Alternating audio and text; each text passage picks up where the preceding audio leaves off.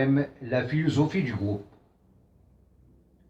On se met en groupe pour résister, lutter et renforcer notre immunité. Ce groupement n'est pas toujours physique, dans certains cas il devient psychique. L'intelligence collective gagne du terrain dans ce monde fou et incertain. Rester isolé n'est plus acceptable, seule l'adhésion au groupe est tolérable. L'effet de la foule a pris place, sans aucune distinction de race. Les grands dictateurs se sont servis de ce processus bien réussi. D'autres étaient contraints de l'adopter, leur autorité personnelle contestée.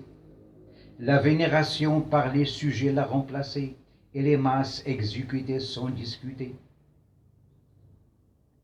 Loin de disposer d'aucune réflexion, le groupe est vulnérable aux émotions. C'est une unité psychologique assez spéciale. Une fois mobilisé, elle est dispensée de stars. L'individu se trouve irresponsable. Du fait du nombre, il est facilement remplaçable. Les passions unanimes deviennent spontanées, sans la moindre riposte ni même râler. Une sorte d'hypnose sur tout le groupe. On cède sa conscience au profit de la troupe. Ainsi l'idéologie se trouve confisquée par le sentiment primitif des sujets. Leur autodiscipline devient facile, sans contrainte extérieure difficile. Le phénomène peut s'expliquer autrement, par l'effet de la coopération simplement.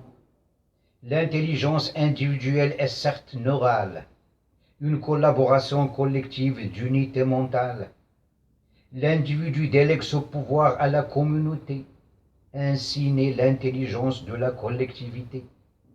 Cette dernière peut être renforcée et prendre des décisions plus poussées.